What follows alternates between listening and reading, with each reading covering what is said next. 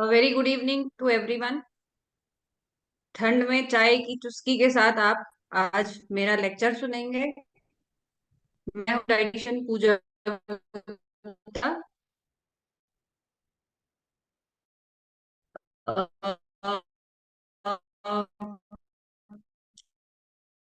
Clinical डाइटर trainings में, centres में, और अभी करंटली मैं एक सीनियर लिविंग से जुड़ी हुई हूँ।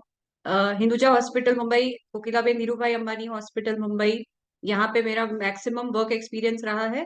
और करंटली अभी जहाँ मैं प्रैक्टिस करती हूँ वो है एक टोटली डिफरेंट एक्सपीरियंस है, क्योंकि मुझे बुजुर्गों के साथ समय बिताने का भी मौका मिलता है और साथ ही साथ उनके न्यूट्रिशन का ध्यान रखती हूँ। सो आज हमारा टॉपिक है reduced appetite and poor digestion. इसके बारे में मैं जितना भी कहूंगी डीपली कहूंगी, और आपको अगर क्वेरीज हैं, क्वेश्चंस हैं, आप अपने चैट बॉक्स में लिख सकते हैं। उसे हम लास्ट में एड्रेस करेंगे। So what is appetite? Actually क्या होता है, जस्ट अ सेकेंड।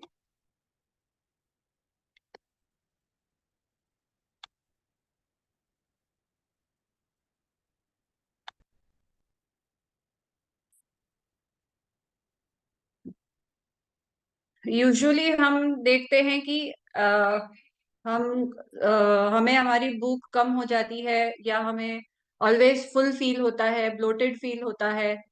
अ, हमें पता नहीं लगता है कि इसका रीजन क्या है, हमारी डाइजेशन पुअर है। तो इन सबको हम कैसे टैकल करें, क्योंकि हमारा सभी कुछ तो पेट से रिलेटेड है।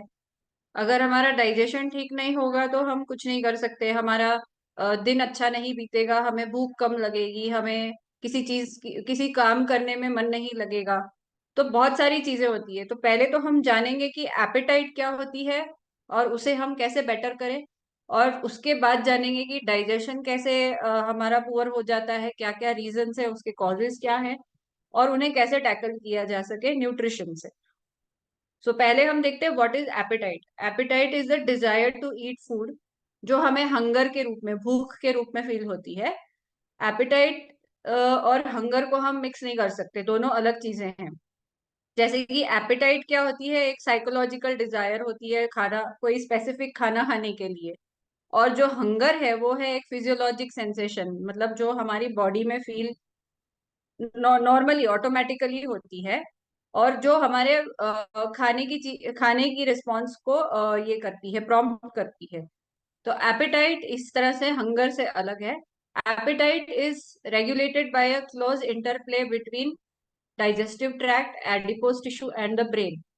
हमारी हंगर सिर्फ पेट से रिलेटेड नहीं होती है, इसमें हमारा डाइजेस्टिव सिस्टम, हमारे ब्रेन, और हम ब्रेन में मतलब किस तरह से हमें सिग्नल जाता है, और जो हमारे बॉडी में एडिपोज टिश्यूज है वो ट्रिगर करते हैं, वो रेगुलेट करते हैं। फिर हंगर क्या होती है, हमारी फिजिकल नीड है वो। हमें, क्योंकि हमारी बॉडी को एनर्जी चाहिए, कैलोरीज चाहिए, तो वो फूड के फॉर्म में हमें डालनी है। और वो हम कब डालते हैं, जब हमें भूख लगती है। ओके। और जब एपेटाइट हमारी कम होने लगती है, वो क्यों होती है, उसको उसमें खाने की इच्छा या डिजायर टू ईट, जो मेडिकल टर्म्स में जिसे एनोरेक्सिया कहते हैं, वो होती है। इसीलिए हमें हमारे जो गट हॉर्मोन्स, हमारे डाइजेस्टिव हॉर्मोन्स हैं, पैंक्रियाटिक हॉर्मोन्स हैं, उन्हें हमें रेगुलेटेड रखना चाहिए, ताकि वो हमारी एपेटाइट को प्रॉपरली मैनेज कर पाते हैं। अब एपेटाइट लॉस यूजुअली बहुत सारी चीजों की वजह से होता है, उसके रीजंस अनआइडेंटिफाइबल होते हैं। तो हमें अब हर समय ये तो नहीं होगा कि हम जाके अपना ब्लड टेस्ट कराएं, या सोनोग्राफीज कराएं, या सीटी स्कैन्स कराएं, तो ही हमें पता चलेगा। कुछ चीजें ऐसी होती हैं जो नॉर्मली डॉक्टर्स भी हमें बता सकते हैं कि हमारी जो एपेटाइट कम हुई है वो किस वजह से हुई है। तो वो बहुत सारे, जैसे मैंने कहा, रीजंस हैं। उनमें से कुछ यहाँ मैंने लिस्ट किए हैं, जिसमें इन्फेक्शंस और इलनेसेस हैं। जैसे आपको कभी गैस्ट्रोएंटराइटिस हो जाता है, फ्लू हो जाता है, या फूड पॉइजनिंग हो जाती है अगर हम कुछ बाहर का खाते हैं, या जो हमें सूट नहीं हुआ, डाइजेस्ट नहीं हुआ, तो वो इन्फेक्शन के फॉर्म में हमारे पेट में पैदा होता है, और उसकी वजह से हमारी एपेटाइट मर जाती है। आपने नॉर्मल तौर पे भी देखा होगा, अगर अगर हमें फ्लू हो जाता है, नॉर्मल फ्लू, वायरल फ्लू होता है, तब भी हमारी एपेटाइट क्यों कम हो जाती है, क्योंकि हम दवाइयाँ खाते हैं, और हमारे जो एंजाइम्स है वो प्रॉपरली वर्क नहीं कर रहे हैं पेट में, तो उस वजह से हमें भूख कम लगने लगती है। फिर नेक्स्ट कॉज है कैंसर्स। अब कई तरह के कैंसर्स हैं जो हमारी एपेटाइट, हमारी हंगर को अफेक्ट करते हैं, जैसे कि स्टमक कैंसर है, रेक्टल कैंसर है, कोलोन कैंसर है, गॉल ब्लैडर का कैंसर है। तो इनमें जो जो केमोथेरेपी और जो और ट्रीटमेंट्स, दवाइयां दी जाती हैं, वो हमारी भूख को मार देती है। उनमें जो स्ट्रॉन्ग साइड इफेक्ट्स हैं वो हमारे भूख को कम कर देते हैं, क्योंकि उनमें भी और जो जो साइड इफेक्ट्स होते हैं वो आपके मुंह में छाले हैं, लूज मोशंस है, वॉमिटिंग है। इस कारण से नेचुरल होता है कि हमें एपेटाइट कम हो जाएगी। फिर है पेप्टिक अल्सर्स, जैसे कि हमारे पेट में अल्सर हैं या मुंह में अल्सर हैं, किसी किसी को फूड पाइप में अल्सर हो जाते हैं। तो वो बिकॉज एंजाइम्स का ही रोल है यहाँ पे। तो एंजाइम्स प्रॉपरली नहीं सिंथेसाइज हो पाते, तो हमें नौशिया फीलिंग आती है, हमें हमेशा पेट में दर्द है, क्रैम्प्स है, हम कहते हैं ना हमें मरोड़ उठ रहे हैं। तो ये अल्सर्स के कारण होता है। और ये अल्सर्स भी एक रीजन है हमारी एपेटाइट कम होने का, क्योंकि पेन है, नौशिया है, हम खाने की इच्छा नहीं रख पाते हैं। फिर है हाइपोथायरॉयडिज्म। अब आप सोचेंगे हाइपोथायरॉयड और पेट का क्या कनेक्शन है, पर इसमें जो थायराइड हार्मोन की जो प्रोडक्शन है वो कम हो जाती है। तो थायराइड हार्मोन्स कम होने की वजह से जो नॉर्मल मेटाबॉलिज्म होना चाहिए हार्मोन्स का, वो ना होने से हमारी भूख कम हो जाती है, मूड स्विंग्स होते हैं, थकान लगती है, और ऑटोमेटिकली भूख कम हो जाती। नेक्स्ट है किडनी और लिवर फेलियर, क्योंकि इनमें इनका जो पुअर फंक्शन होता है, जब किडनी और लिवर अच्छे से काम नहीं करते हैं तो इनका फंक्शनिंग अफेक्ट होता है।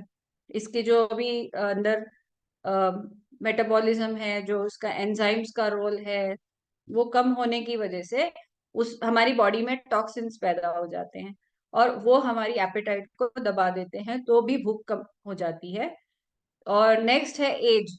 हम बोलते हैं ओल्ड एज में हमें भूख कम हो गई, अभी हमारी पहले जैसी भूख नहीं रही है, हम पहले बहुत अच्छे से खाते थे। तो उसका भी रीजन है ना, उसका रीजन ये है कि हम, बिकॉज एज बढ़ गई है, हम उतने फिजिकली एक्टिव नहीं है जैसे हम यंगर एज में होते हैं। उसके बाद हमारे डाइजेस्टिव सिस्टम्स में चेंजेस आ जाते हैं, जैसे स्टमक वीक हो जाता है, कई बुजुर्गों का स्टमक ही वीक हो जाता है, खाना जो भी खाते हैं वो पचता नहीं है, तो उस कारण से भी भूख मर जाती है। तो इसके लिए हम आगे और जब चर्चा करेंगे तो हम ये भी फाइंड आउट करेंगे कि इन्हें टैकल कैसे किया जाए, इन्हें सॉल्व कैसे किया जाए। फिर एक्सरसाइज। अगर आप एक्सरसाइज ज्यादा करेंगे तो भी आपको ऐसा लगेगा कि आज हम थक गए हैं, हमें ज्यादा भूख नहीं लग रही, भूख कम हो गई है। और एक्सरसाइज कम करेंगे तो भी आपको भूख नहीं लगेगी, क्योंकि आपकी बॉडी में जो फूड है उसे आप यूटिलाइज नहीं करेंगे, जब तक आप उसे खाली नहीं करेंगे, बर्न आउट नहीं करेंगे, तो आपको आगे के लिए भूख ही नहीं लगेगी। और स्ट्रेस सबसे मेजर कॉज आजकल के लिए है, स्ट्रेस।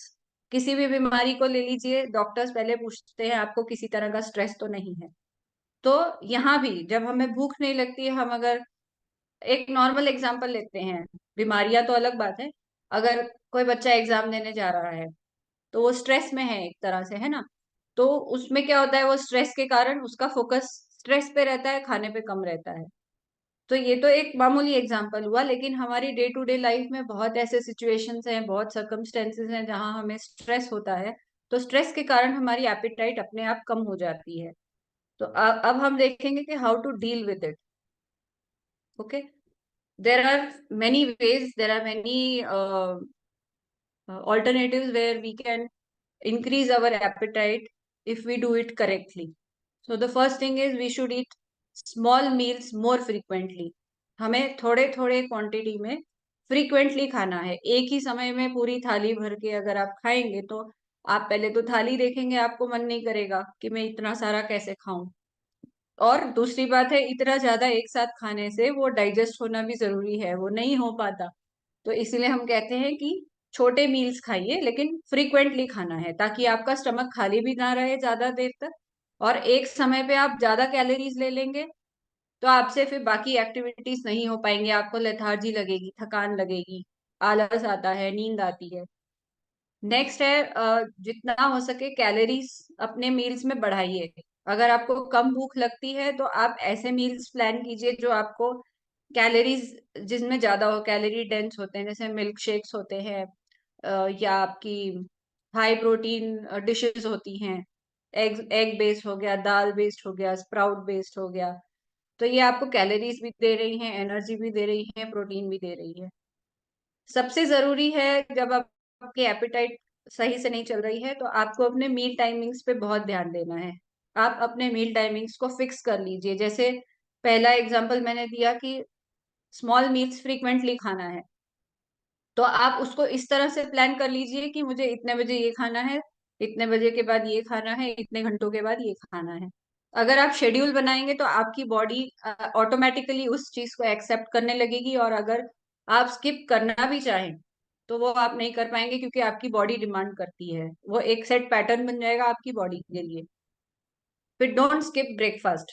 सबसे इंपॉर्टेंट मील होता है दिन भर का ब्रेकफास्ट, क्योंकि आप अपना एक तरह से एक फास्ट तोड़ते हैं। आप रात में जो डिनर खाएंगे उसके बाद आप सुबह जो नाश्ता करते हैं वो बहुत बड़ा गैप होता है।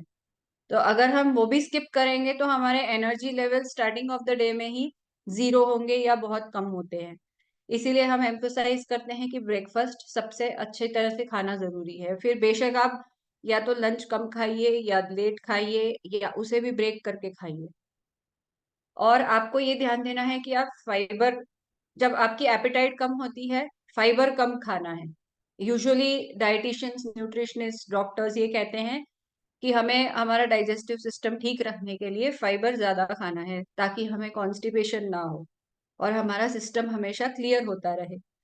पर इस कंडीशन में हमें फाइबर कम खाना है, क्योंकि ऑलरेडी हमारी एपेटाइट मरी हुई है या कम है। तो अगर हम फाइबर ज्यादा खाते हैं, फाइबर का रोल है बल्क पैदा करना पेट में, तो वो अगर बल्क हम पहले से ही दे देंगे ज्यादा फाइबर खा के, तो हमारी एपेटाइट कभी नहीं बढ़ पाएगी। इसीलिए फाइबर हमें कम खाना है, मतलब लिमिटेड अमाउंट में खाना है। फिर हमें एक्सरसाइज ज्यादा करनी है, ताकि हम हमारी कैलोरीज जो हम खा रहे हैं वो बर्न आउट भी कर सके। हमारा मेटाबॉलिज्म फास्टर होगा तो हमें भूख ऑटोमेटिकली लगेगी। Then you should drink your calories. अगर आप खाना नहीं खा पाते, सॉलिड फूड अगर आपको नहीं खाया, जैसे अगर मैं आपको एक प्लेट फुल ऑफ फ्रूट्स देती हूँ, तो आप वो नहीं देख के आपको लगेगा ये बहुत ज्यादा फ्रूट्स हैं। जबकि अगर आप उसको किसी स्मूदी या मिल्क शेक फॉर्म में बना के लेंगे तो आपको पीने की इच्छा भी होगी, आपको लगेगा चलो मैं कुछ खाने के बदले कुछ डिफरेंट खा रहा हूँ, या फ्रूट्स एज सच ना चबा, कई लोगों को चबाने में बहुत दिक्कत महसूस होती है, तो आप उसे मैश करके खाइए, आप स्मूदी बना के खाइए, आप उसे मिल्क शेक बना के पी सकते हैं। फिर आप जितना हो सके अपने खाने में फ्लेवर्स ऐड कीजिए, हर्ब्स ऐड कीजिए, स्पाइसेस ऐड कीजिए। और फ्लेवरिंग एजेंट्स हैं जैसे लहसुन है, अदरक है। हाँ, अगर आपके पेट में ऑलरेडी जलन हो रही है तो आपको अदरक लहसुन भी थोड़ा लिमिटेड अमाउंट में खाना है।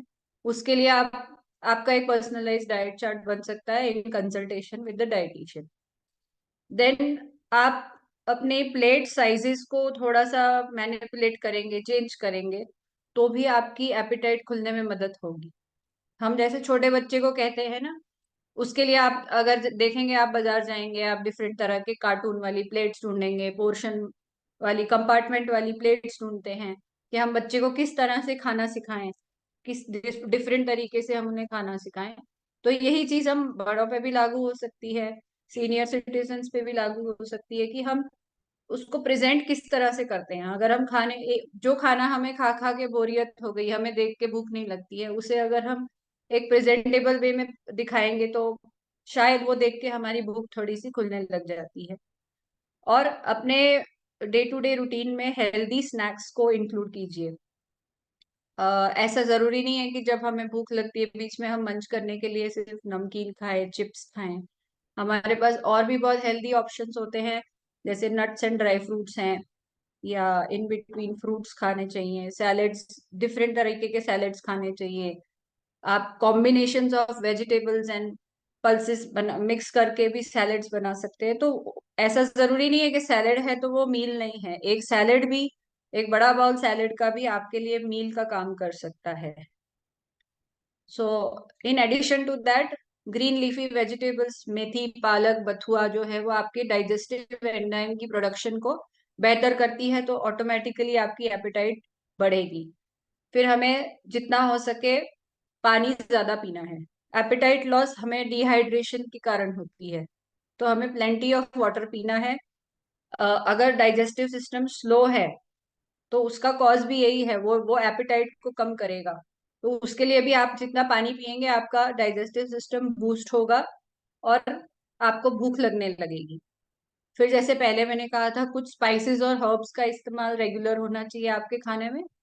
तो जैसे स्पाइसेस, इंडियन स्पाइसेस हैं, आप अजवाइन और सौंफ का पाउडर बीच बीच में ले सकते हैं जब आपकी एपेटाइट कम हो। वो खाने से आपकी एपेटाइट बेटर होगी, क्योंकि वो आपके डाइजेस्टिव एंजाइम्स को प्रोडक्शन में उसके हेल्प करता है। देन आपके जो हर्ब्स हैं, जो इंग्लिश हर्ब्स जैसे थाइम, बेसिल, ये आपकी एपेटाइट को बूस्ट कर सकते हैं, आपके डाइजेशन में हेल्प करते हैं। और जो आपको बार बार भूख कम लगने की जो शिकायत है, एपेटाइट कम होने की शिकायत है, उसको भी अ, होने से कम करते हैं। फिर आपको, जैसे पहले कहा कि आपको बड़े 3 मील्स ना खा के आप 6 से 7 मील्स छोटे छोटे खा सकते हैं, डिवाइड कर लीजिए। Aim to make these meals high in calories and protein, ये मैं पहले मेंशन कर चुकी हूँ। तो इस तरह से अगर आपने अपनी एपेटाइट को रियली सही करना है और आप ये सब फॉलो करेंगे, ये सारे तरीके, ये सारे न्यूट्रिशनल ऑप्शंस जो मैंने अभी बताए हैं, ये करने से आपकी एपेटाइट में काफी इम्प्रूवाइजेशन होगा। ये तो थी एपेटाइट की बात। अब एपेटाइट के बाद हमारा दूसरा सवाल होता है, हमारा डाइजेस्टिव सिस्टम खराब है, हमारी डाइजेशन अफेक्ट हुई पड़ी है, आ, हम हम जो खाते हैं हमें डाइजेस्ट नहीं होता है। तो इनका भी कॉज है, इनका भी, इनकी भी रेमेडी है। पहले हमें रूट कॉज ढूंढना जरूरी होता है, क्योंकि उसी से हमें समझ आएगा कि बिफोर गोइंग टू डॉक्टर, मैं ये नहीं कह रही कि हमेशा हमें डॉक्टर के पास जाना है। बहुत से लोग अभी भी ऐसे हैं जो घरेलू नुस्खों से ही ठीक हो जाते हैं। पर जहां घरेलू नुस्खे काम ना आए, तो वहां it is an alarming signal for all of us that we should go and show a doctor and follow a correct diet by taking a prescription from dietitian. आप अपनी डाइट्स, अपनी दवाइयाँ गूगल पढ़ के करेंगे तो आपको मे बी असर करे ना करे, क्योंकि Google is not always right. Sorry to say that Google is not always right.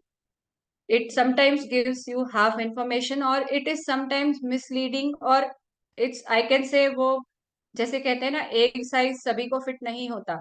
तो गूगल में जरूरी नहीं है इंफॉर्मेशन गलत है, लेकिन वो इंफॉर्मेशन आपकी बॉडी को सूट होगी या नहीं, वो आप नहीं जज कर सकते सिर्फ पढ़ के। So let's come to digestion.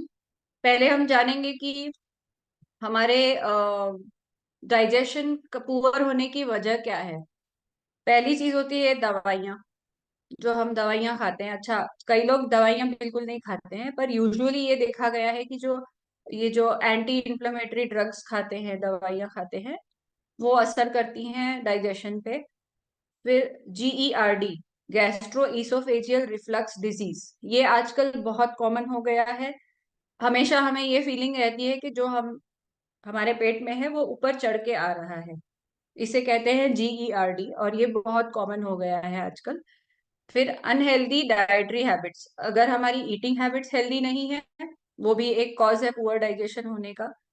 Inflammatory bowel disease, IBD मतलब इन्फ्लेमेटरी, हमें जब भी हम मोशन पास करते हैं तो हमें एक बर्निंग सेंसेशन होती है पेट में भी, और near the area where we pass our stools from. फिर there are certain underlying diseases और conditions which also lead to poor digestion, वो हमें पता नहीं होती। जैसे फॉर एग्जाम्पल कैंसर्स, हम जब तक हमारी कैंसर स्क्रीनिंग नहीं होगी हमें पता नहीं चलेगा कि हमें वाकई में कुछ अफेक्ट कर रहा है या नहीं, कौन सा डिजीज है जो हमें परेशान कर रहा है। फिर अल्कोहल एंड कैफीन कंजम्पशन, जो लोग ज्यादा अल्कोहल लेते हैं, फिर कैफीन इंटेक जिनका ज्यादा है, ज्यादा कॉफी चाय पीते हैं, उन्हें भी ये डाइजेशन की तकलीफ हो सकती है। एक्चुअली डाइजेशन डायरेक्टली नहीं, ये चीजें मेनली अफेक्ट करती हैं in the form of GERD। हमें हमें जो रिफ्लक्स होता है, हमें जो ऐसे लगता है हमेशा यहाँ गले में बर्निंग सेंसेशन हो रही है, खाना ऊपर चढ़ के आ रहा है फूड पाइप से। तो ये सब चीजें हैं जो अल्कोहल कैफीन कंजम्पशन से और अनहेल्दी ईटिंग हैबिट्स की वजह से होती है। फिर स्ट्रेस एंड एंजाइटी अगेन, जैसे मैंने पहले कहा था कि स्ट्रेस हर चीज का कॉज होता है। जब तक हम मतलब हम कहते हैं ना, खाना खाते समय हमें काम एटमॉस्फेयर में खाना चाहिए, कभी कुछ सोचना, मतलब ऐसा प्लेजेंट एटमॉस्फेयर होना चाहिए कि हम आलतू फालतू की बातें ना सोचें, बिकॉज वही स्ट्रेस को लीड करता है। So make the environment, atmosphere, whatever, wherever you are sitting, it should be eating friendly, very calm, play soft music around. आप म्यूजिक चला के खाइए, या कई लोग टीवी देखते हुए भी खाते हैं, तो टीवी में भी आप ऐसा देखिए जो आपको प्लीजिंग लगे, जो आपको स्ट्रेस दे, ऐसा आपको नहीं देखना है। फिर और एक कंडीशन होती है सीलियाक डिजीज। इससे भी हमारा डाइजेशन अफेक्ट होता है। सीलियाक डिजीज है जिसमें हमें ग्लूटेन एलर्जी होती है।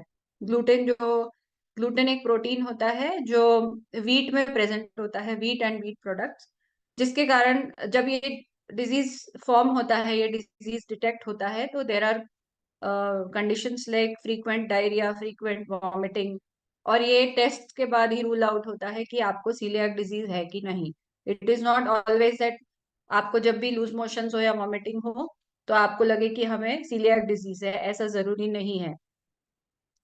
फिर कई तरह की दवाइयां हम खाते हैं। अभी जैसे फॉर एग्जांपल हमें हेडेक हुआ, हमने पेन किलर ले लिया, तो ये पेन किलर्स के भी साइड इफेक्ट होते हैं। फिर डॉक्टर से पूछे बिना भी हम कई दवाइयां ऐसे ही केमिस्ट से लेके खा लेते हैं। ये सब चीजें भी हमारे डाइजेशन को अफेक्ट करती है। ये सप्रेस कर देती है, हंगर को सप्रेस भी करती हैं और डाइजेशन को भी अफेक्ट करती है। एंटीबायोटिक्स हो गई, ये सब भी आपको ध्यान रखना है कि ये चीजें हमारी डाइजेशन से कितना, मतलब डाइजेशन को कितना बिगाड़ेगी या कितना सुधारेगी, ये हमारे हाथ में है। अब हमें पता कैसे चले डाइजेशन के सिम्टम्स क्या है? इनमें कॉमनली हम नोटिस करते हैं, हमें ब्लोटिंग फील होती है, हमेशा ऐसे लगेगा हमारा पेट फूला हुआ है, और एब्डोमिनल डिस्कम्फर्ट लगेगा, हमेशा ऐसे लगेगा हमें वॉमिट होगी, या नौशिया, एक अजीब सी मुंह में टेस्ट आता है, या डकार आते हैं, खट्टे डकार आते हैं, हमें हमेशा थकान लगती है, वीकनेस लगती है। कई कई लोगों को डायरिया, कॉन्स्टिपेशन बहुत कॉमन होता है, या डायरिया होता है या कॉन्स्टिपेशन होता है, वो दवाइयों से भी रूल आउट नहीं हो रहा होता, पर हम समझ नहीं पाते कि ये हमारा डाइजेशन पुअर हो चुका है। फिर एपेटाइट कम हो जाती है, ये भी एक सिम्टम है डाइजेशन पुअर होने का। हार्ट बर्न, जो मैंने पहले भी कहा कि GERD जो होता है वो आपको यहाँ पे थोड़ी सी जलन पैदा करता है, छाती में जलन होती है। तो ये सब सिम्टम्स जब आपको बहुत प्रोमिनेंट लगे, आपको ये ध्यान रखना है कि हम, अगर ये ठीक नहीं हो रहे, फ्रीक्वेंट हो रहे हैं, तो हमें डॉक्टर को कंसल्ट करना जरूरी है। फिर इसके बाद हम जानेंगे कि न्यूट्रिशन की ट्रीटमेंट इसमें कैसे काम कर सकती है हमारी डाइजेशन को क्योर करने में। First thing is keep your gut hydrated. आपको पानी का इंटेक अच्छा रखना है। ठीक है, आपको दिन में 3 लीटर कम से कम पानी पीना जरूरी है, और इसकी वजह से आपका डाइजेस्टिव सिस्टम हाइड्रेटेड रहेगा। एंड अगर आपका पानी का इंटेक कम है, तो आप एक हैबिट बनाइए कि आप फोन में अलार्म लगा लीजिए, या एक बॉटल अलग रख लीजिए कि आपको ये इस समय से इस समय तक आपको खत्म करनी है।